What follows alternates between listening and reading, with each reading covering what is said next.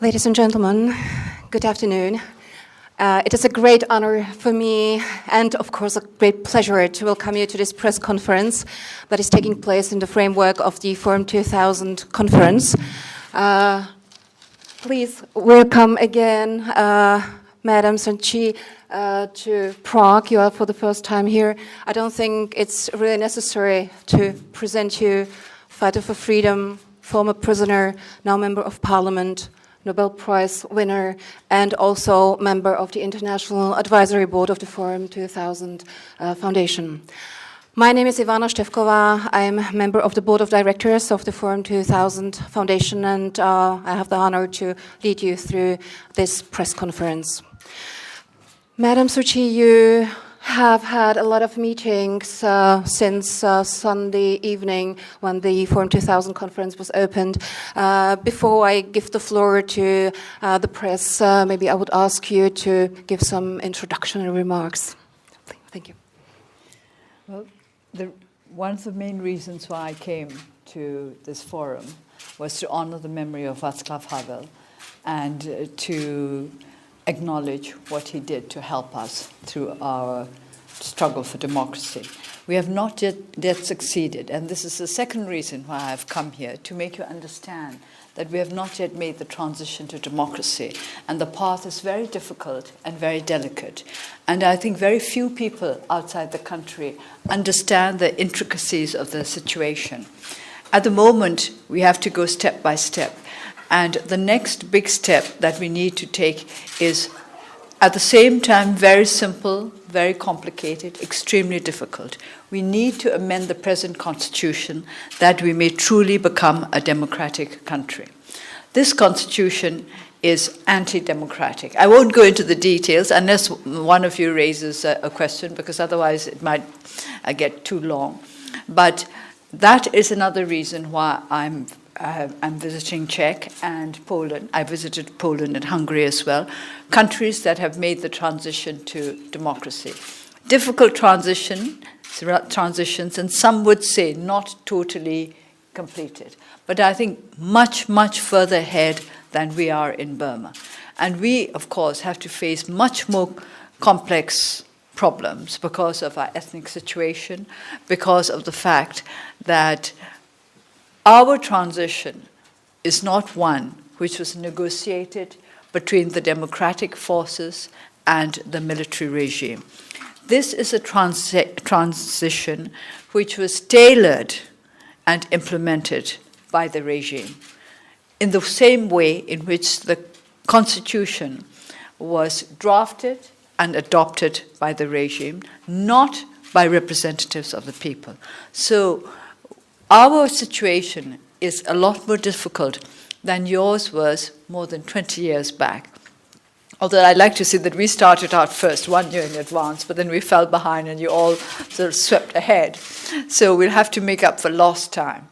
And we need to be conscious of the urgency to amend the Constitution, because it is now under consideration in the legislature. Not amendment as such, but reassessment of the Constitution. But this is a great opportunity for us to point out why this Constitution must be amended if we want Burma to be a peaceful, united, democratic nation. The ethnic problem will not be solved by this present constitution, which does not meet the aspirations of the ethnic nationalities. The democracy problem will not be solved by this constitution.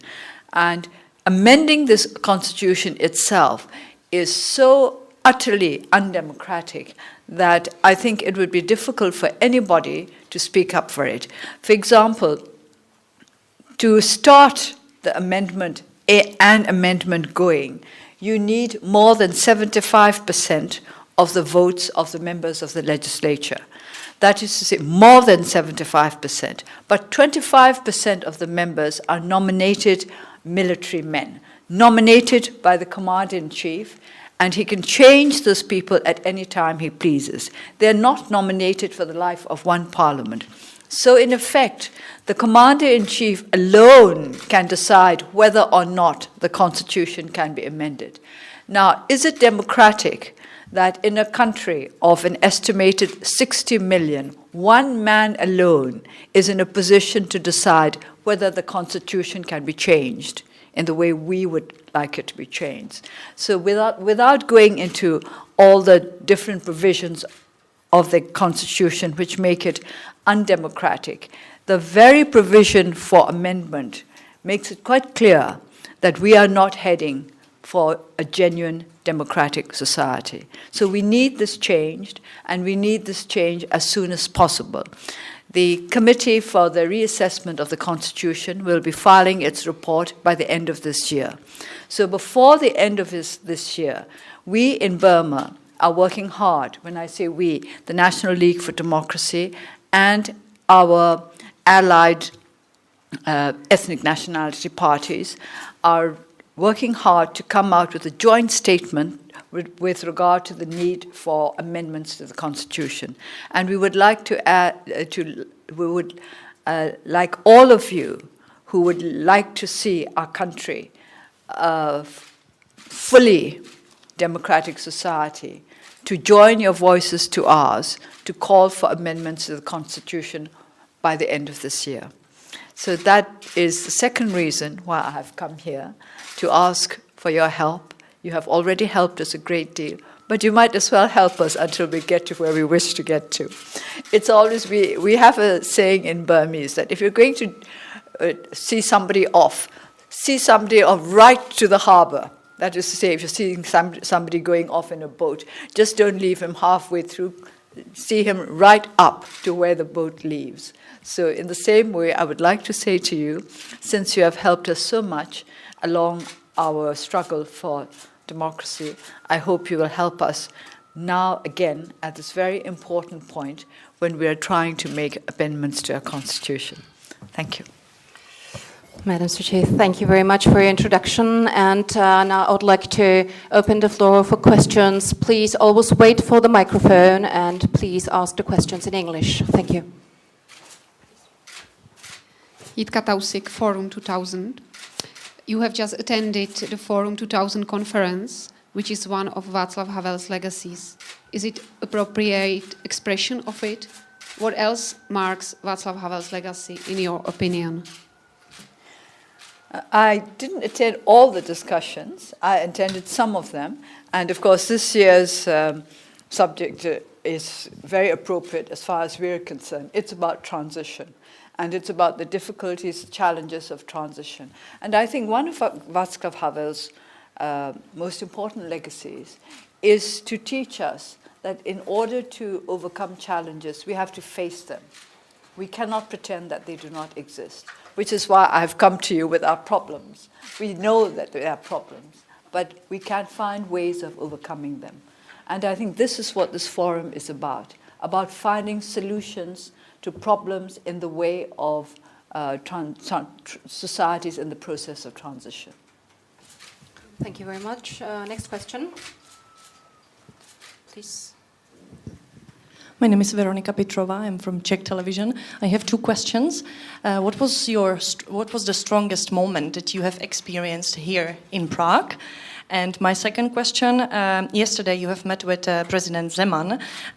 Now you are sort of calling for help. I'm wondering whether he had suggested any kind of help Czech Republic can be to Burma. Well, my strongest impression was on the evening when I gave the keynote speech on President Václav Havel, that after I had made the speech and we had this little reception, there were so many people from so many different countries who were interested in what we have been trying to do and who were so supportive and so kindly. But this is something that happens again and again, and yet I never cease to be surprised by it. My first trip to Europe last June, in countries like France, England, Switzerland, I would meet people from different parts of the world, people from the Middle East, people from Africa, people from countries where I would not have thought that they would be interested in what was going on in Burma. But they were not only interested, but extremely understanding and sympathetic. Just ordinary people in the street. Some were tourists. They would recognize me and they would come up to say hello to me. Of course, at the reception, the people I met were not tourists. They were people who were interested in politics and in democratic transitions. But still, I was very moved and touched that not only did they care about what we had been trying to achieve, that they felt that they had been helped by what we had been trying to do. And with regard to the meeting with President Zeman, I've had meetings with the foreign minister too and members of the Senate, and all of them have been very sympathetic and they understand exactly what our problem is, because you have been through, and I'm perhaps still going through. I'm not quite sure whether that is a tactful thing to say or not, a difficult transition, but making progress all the time. And because of that, I feel that I have their sympathy. They understand how tricky it is to make a transition from an authoritarian society to a democratic way of life, to the democratic culture, if you like. And they also recognize the fact that we have more complex problems than you have here in the Czech Republic. Our ethnic nationalities, our communal problems, the fact that the Constitution still gives the military a very, very special position in the country, and it remains the biggest power in the land. Thank you very much. Next question over there, please. Just wait for the microphone. Hello, my name is Daniel Conrad. I'm from a business daily newspaper called Hospodářské noviny. Dosuji, you've mentioned ethnic clashes in Burma, and I wanted to ask you about the rights of women in Burma, because, for example, in June there was this proposal by nationalist monks that women Buddhists were not allowed to marry men of other faiths, and I wonder whether this plays into the clashes between the Buddhists and the Muslims in Burma. Well, there was a very interesting panel discussion on Burma just now, this afternoon, and there were two young women from ethnic nationalities present there on the panel, and I was very struck and encouraged by the comments of one of them, that these communal clashes are, in fact, playing into the hands of those who would like to go in for divide and rule, who do not want real unity between the peoples of the country. And I would like to ask you to be aware of this. We need to build up trust and unity. And at this time, we need the help and understanding of the international community that we want our country to be united. There are many problems we have to overcome. And we should not play into the hands of those who would like to see division and disunity and lack of harmony. So please help us by pointing out how much more need there is for reconciliation and harmony than for condemnation and greater division. Thank you very much. Next question over there. So, BBC So I need to ask the question in English, right? Please. So my question is that now some prominent ethnic leaders are arguing that rewriting the constitution is better way than amend to the constitution, because when they look at the constitution, 80% of constitution had to rewrite to get into the right direction to the democratization and federal union, what they want. So you also said that very watertight constitution really had to amend. So what is your point of view on their ways? Because it seems that they will rewrite the constitution. Here is our draft. Let's referendum, and then go for the referendum, and then let's adopt or not. The kind of way they are thinking. Yes. So what is your point of view on the amendment? The NLD has been having meetings with ethnic nationality parties over the last 3 weeks. And I think on next Saturday, this very question will be addressed. What shall we do? Shall we go in for amendments, or shall we go in for a total rewriting of the Constitution? And we have to look at the implications of both. As I mentioned earlier, amendments would require the support of the military. Without that, the constitution cannot be amended. But there is no provision for rewriting the whole constitution. So we have to study the implications of what would happen if we want the whole constitution to be rewritten. Would it mean a dissolution of the legislature? Would it mean an interim government? And if so, how is that to be brought about? So it's not a simple question of saying, eeny, meeny, miny, moe, yes, this is what we want. No, we can't do that. We have to study all the implications of the two possible paths that we can follow.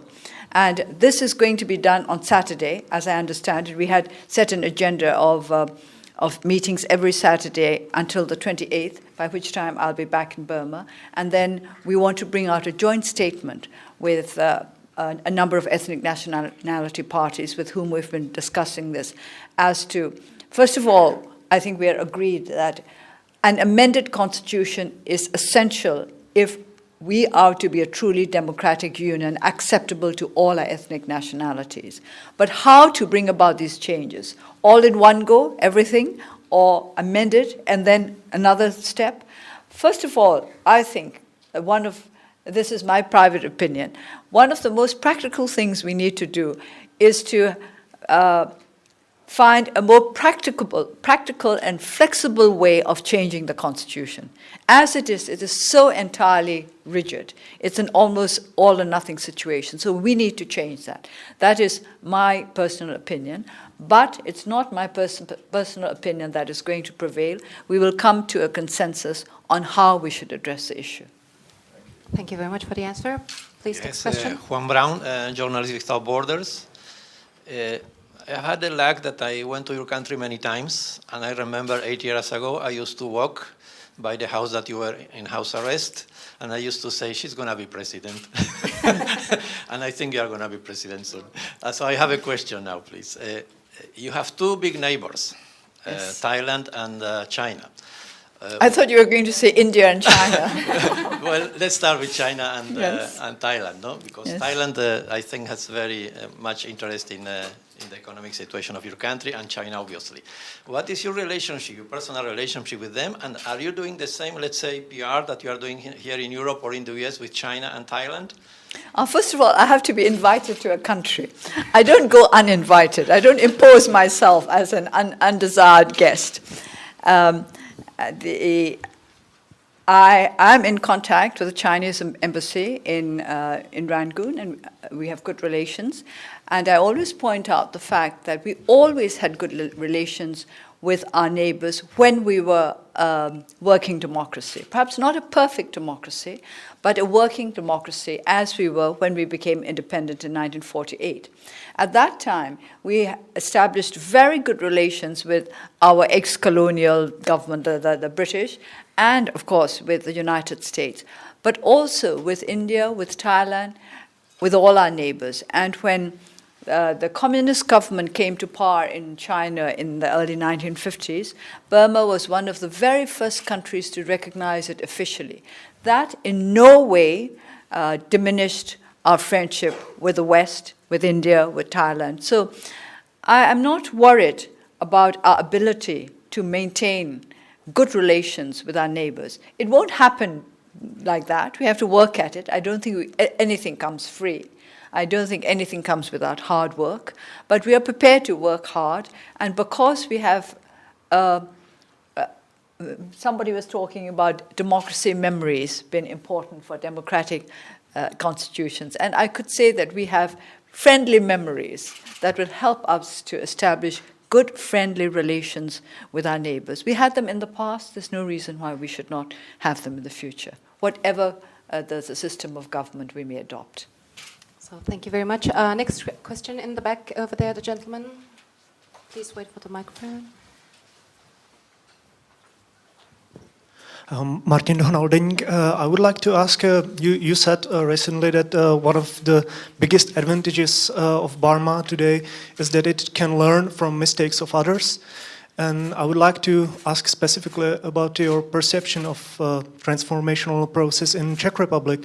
In which ways do you think we can serve as a good model for Burma, and which of our mistakes would you like to avoid? I think perseverance is a very good example for us. You have persevered. And I think the very fact that you have had troubles is a lesson for us, because that makes us understand that the process of transition is very seldom trouble-free. And that helps us to cope with our own troubles.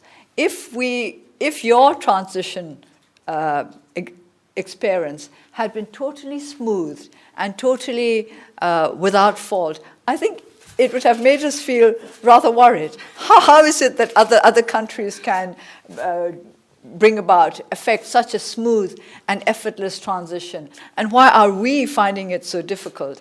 And I think it might have made us start suffering from an inferiority complex. But as it is, what you make us feel is, yes, there are problems, but you got over some, they're still remaining, you're going to get over them, I do believe in that. And that in itself is a great inspiration for us. And the fact that you remain interested in us and in other countries like us. Maybe you have not made the transition as completely as some of you might wish, but even in spite of that, you still feel you have something to give to others. And I think that's an inspiration. So it makes me feel that we too, in our own way, will have something to give to the world sooner, I hope, rather than later. Yes, I think we still have some way to go. Please, this gentleman over here. Next question. Thank you. Andrej Matišek, Slovak Dairy Pravda. So if I may, it will be kind of follow-up of the question about the neighbors countries, but I will bring to the mix also India and maybe the US and maybe the Europe, because this transition. And not that the US is a neighbor. It's not a neighbor, but it's US is everywhere.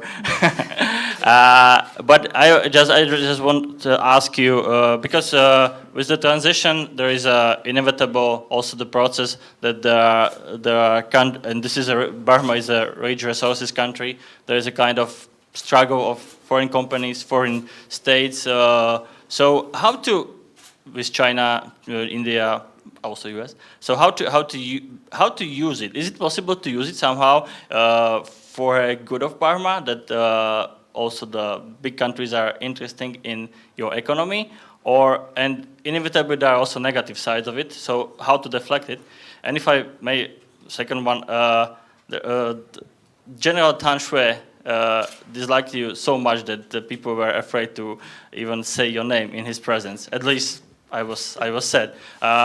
Any hard feelings towards him? Thank you. And please next time visit also Slovakia when you are in Central Europe. Thank you. The first question about natural resources. And everybody knows that natural resources can be a curse or a blessing. And how do we make sure that it's not a curse? What we need more than anything else is accountability and transparency. All the contracts that are drawn up should be transparent, and those who draw them up should be accountable, whether it's company to company or government to government or government to company.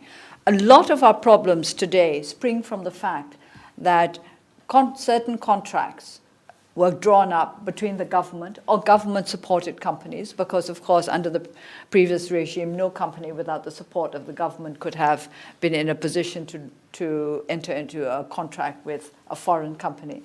None of these were transparent. So we didn't know what was in those contracts.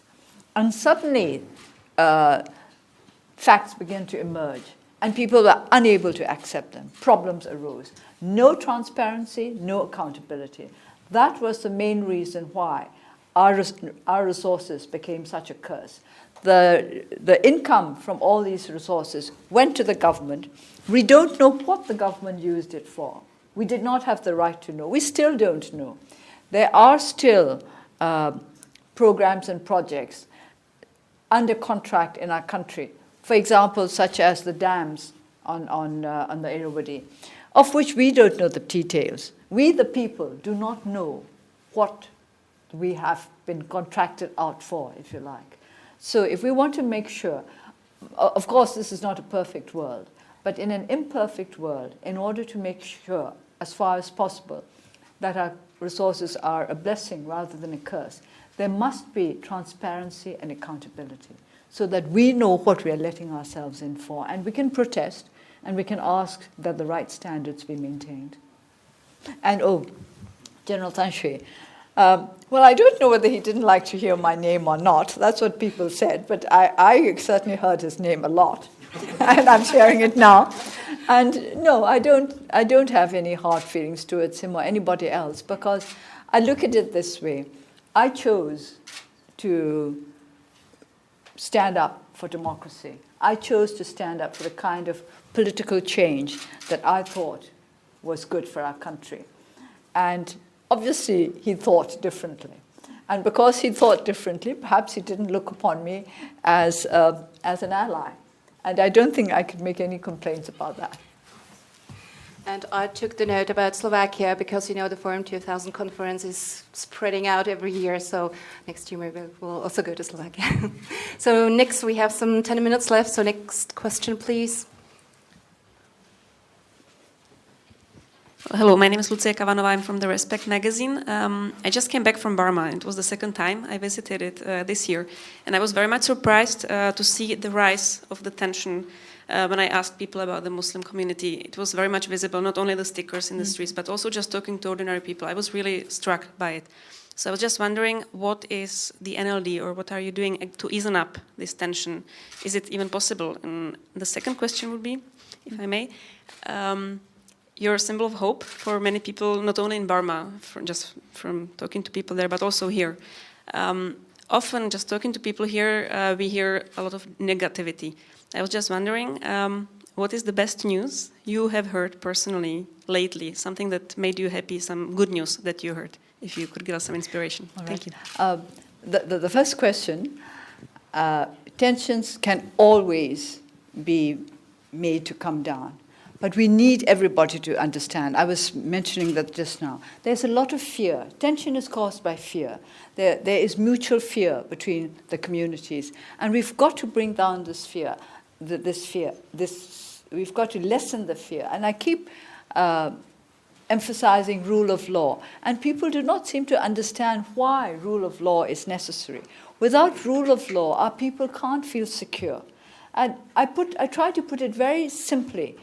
If somebody is afraid of being attacked by people from another community, you can't expect them to sit down and talk to one another and try to work out their problems. So I'm a very practical person.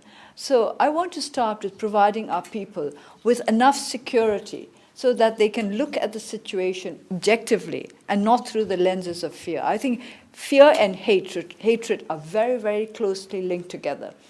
You always end up by hating people that you fear, hating things or people that you fear. So if you want to bring down the tensions which come out of fear and hatred, we've got to give our people a sense of security first. And that means that our people must all feel that they have equal access to justice. They will be protected from violence, from criminal activities, from injustice. That is why I keep emphasizing that the government must do more about rule of law. They don't even, as somebody mentioned at the panel meeting this afternoon, they don't even obey what's in their own constitution. So where's rule of law in our country? All right, now you want me to say something positive. Now, this matter was a big one, but what I want to tell you, which makes me happy and which is positive, may seem like a very small thing, but it makes me very happy, so I want to talk about it. We started the first mobile library in our country a couple of months ago in my constituency. It had always been my dream that I would start mobile libraries in Burma, because we can't afford to build libraries in all villages and towns. We are not a rich country.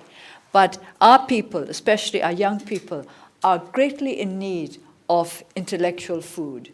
And the way I thought I would get it out to them as cheaply and as quickly as possible would be through a mobile library. And so I said that I would set up a mobile library. And I think some of my friends were a little bit skeptical because this had never been done before in my country. But the moment this mobile library was launched, it was the most incredible success. our books were lent out in a matter of hours, and we're getting more and more, and we're getting to many villages in my constituency, not all of them, partly because we need a smaller bus to go down the smaller roads. But it's been a tremendous success. And we have discovered that our children love reading. It's not that they don't want to read, it's that they don't have any books to read. Provide them with books and they read them. They really devour the books, and not just the children, grown-ups as well, because adults are also allowed to borrow books, although we do make a point of having more children's books, because we want it to be primarily for the children. And we're going to use this as a way of making our young people in the villages digitally literate. That's to say, we'll carry a little computer in the mobile library, and we will give lessons, computer lessons, basic ones. So this is a very small success story. I have bigger success stories in my constituency, but this is what appeals to my heart. It makes me very happy because it's about the future. We are building the foundation for something that I hope will spread all over the country. So if you would like to contribute towards our mobile library, you're very welcome. Thank you very much. So we have space for the last question. Gentleman over there. Hello. Thanks for those happy words at the end. Nevertheless, in Europe, we are in a difficult times as far as democracy is concerned, because it's highly questioned. We have here referendums who are not respected. For instance, in France and Netherlands, they rejected the constitution. At the end, it went through. In Ireland, happened the same. Now we have to, this so-called democracy, have to qualify it as direct democracy, because it's a clear-cut term in Europe, and it's seriously undermined. So what is as a political person, what's your recommendation to keep democracy more true to itself? I think basically you have to respect the people. This may sound like something very simple, but I wonder whether in the countries that you're talking about, the politicians really respect the people. When I say respect the people, meaning to say valuing them and understanding how important they are. When we contested the by-elections last year, there were many people who said that our people were not ready for democracy. They would not understand the importance of elections and that the turnout would be poor. But it was not like that at all. I believed that they would be capable of understanding, provided we treated them as people who could understand. And we campaigned on the basis of everybody exercising his or her democratic rights. And one of the ways in which I explained it was very simple but very effective. I said, this is the one day when you will be the equal of the president. Because he has one vote, you have one vote. So use it. And you are as valuable as he is. They understood that. And the other instance, the example I would like to give of what I mean by respecting the people, is that in Burma these days, we have lots of problems about land being confiscated by the authorities or by companies, and not enough compensation given, and problems arising. Now, in my constituency, I wanted to, we concentrated on constructing new roads. And there was one road that I wanted to widen so that there could be traffic throughout the year, even during the rains, from the city of Rangoon out to my township. And for that, we would be required to take land away from farmers, because the fields at either side of the road were owned by small farmers. And so I said, I would like to meet some of the owners. When I went down to the constituency, I couldn't arrange to meet all of them, but I met two of them. And I explained to them the problem. I said, we want to widen this road so that it can be more useful for you. It will be better for trade. It will be better for our constituency. But it means that we have to take 8 feet of land, because we want to widen it by 8 feet of your land. But we will only do it with your agreement, and whatever compensation you ask for, we'll agree on a compensation. We'll work out one that you think is appropriate. And I said, you don't sign your agreement until you understand exactly what it is we want and exactly what it is you have to give. But if you agree, then only you sign. If you don't agree, we discuss this until we can come to an agreement.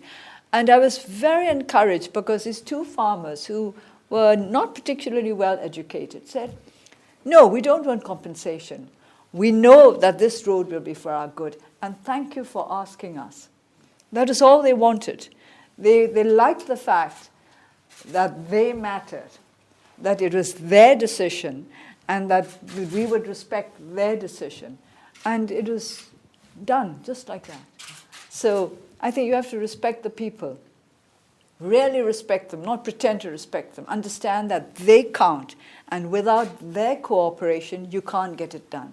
But I think if the political forces or the government are at odds with the people, if the people feel they're either been used or in fact they are facing an antagonist, then I think it would be very difficult to get the kind of results that we hope for. Mind you, agreements don't always come that easily. But I think you can start on the assumption that the people are intelligent and they care for the community as much as politicians do, and that they expect to be treated like human beings born with a complete quota of dignity. So this is one way of going about it. It won't provide all the answers, but it sometimes works. It has worked for us. And I hope that the basic principle of respecting the people will work in general. So, Madam Suu Kyi, thank you very much for your time. Thank you very much for accepting our invitation. I wish you, on behalf of the Forum 2000 Foundation, that the way to your full democracy will be as short as possible with a less amount of obstacles, and do well learn from our mistakes that we made. Thank you very much again, and I wish you a nice afternoon. Thank you.